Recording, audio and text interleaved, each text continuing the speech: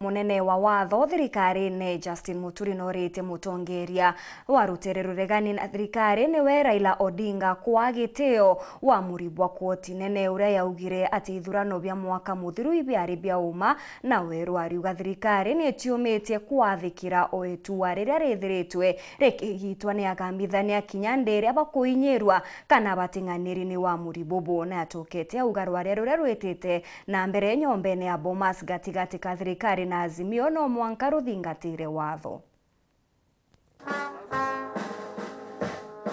Munene wa watho thirikari nene niwe Justin MUTURI norite rutere ruregani na thirikari rwa Azimio gutia koti na kuthingatira ugambi bwayo bwege kithurano kithiru na ugite ti bwega kurumira wagagia ende kuri na njira injega cia gutumira kwigika.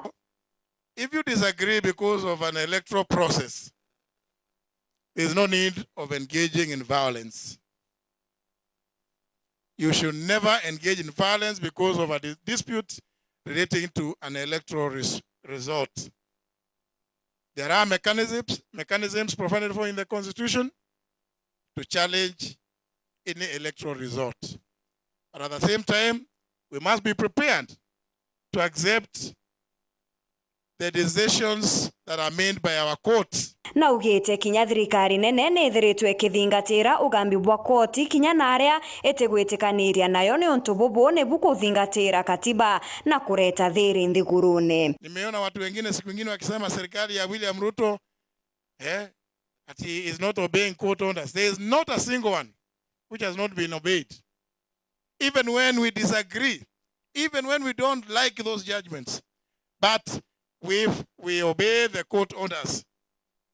We have been obeying all the orders because we must promote constitutionalism in the country.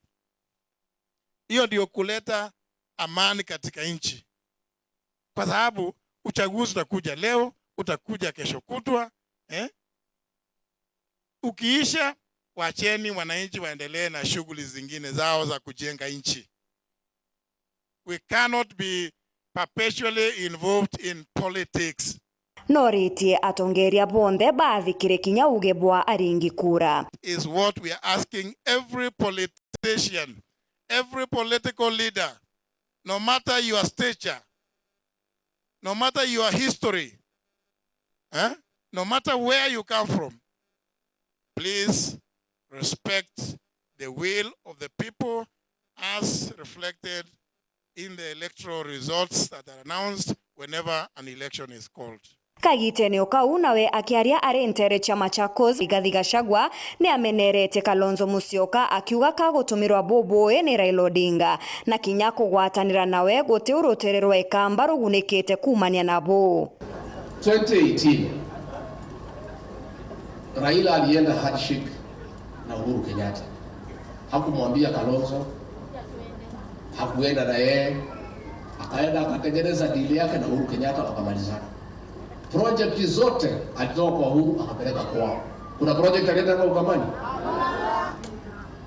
Lakini nyinyi hata hatuelewi nyinyi. Baada ya kufanyia nyinyi hiyo tena mkamfuata tena mkaabuka na yeye. Nao ametafuta rais juzi. Hakuja na Kalonzo. Hakuna mambo ya Kalonzo aliongea mambo yake. Yes, hakuna kitu ya Kalonzo alitaja, aliongea mambo yake, ya mtoto wake, ya bibi yake na watu yao.